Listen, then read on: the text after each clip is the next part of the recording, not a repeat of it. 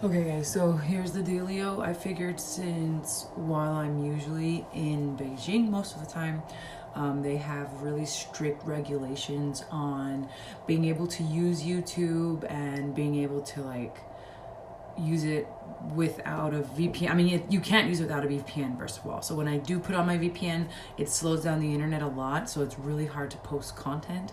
So I figured while I'm here and like I have free internet, I can just post it like that. So that hasn't happened in a hot minute. So I'll do an update now that I'm waiting for my parents. So yeah, I've been living in Beijing since August 11th. So you should probably remember my video from before when I posted that I was moving to Beijing.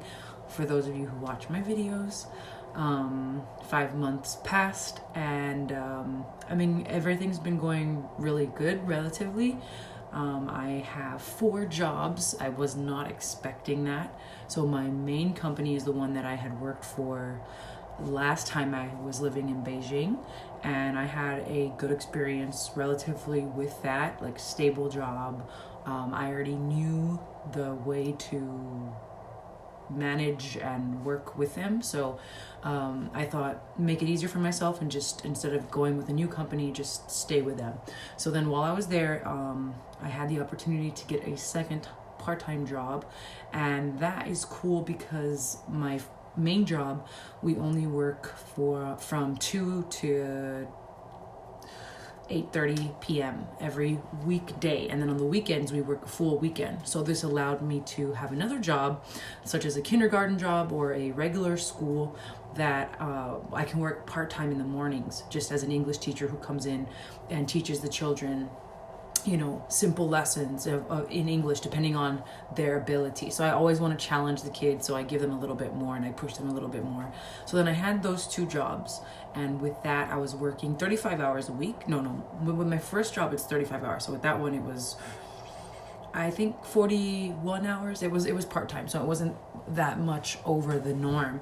But then on my days off, one of the parents of my students asked me if I would be willing to train them for 2 hours a week. So I said, okay, it's not that bad. So I agreed to it, and then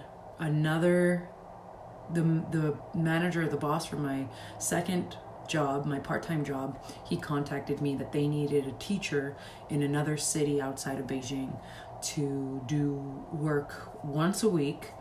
And the pay was really good and the offers were really good because he's like, oh, we'll pick you up, we'll drop you off wherever you want. And I was like, okay, because I was saying absolutely not, I'm not interested in working.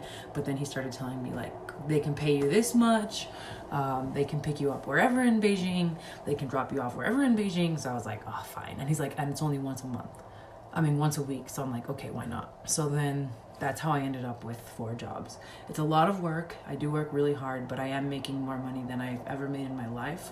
So I keep reminding myself, like, you know, keep going, keep doing it. The end goal will be worth it.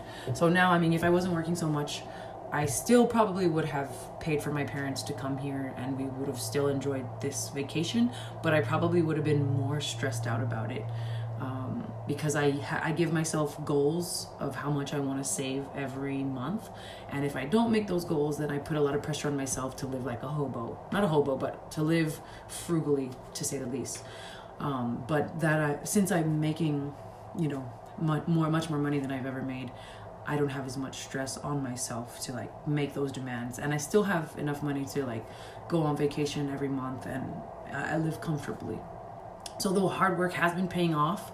My skin has been, you know, getting the beating for it, but I mean, it's worth it in the end. And when I go back to America, I'll just rest, relax, spend time with family, and do what I did last time, but for a shorter period. Because last time I was back home for a year, and I was working, but only part-time, and I was like bored. I felt like I wasn't doing enough.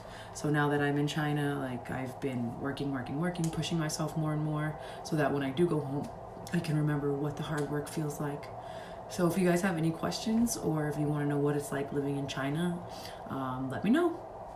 Bye.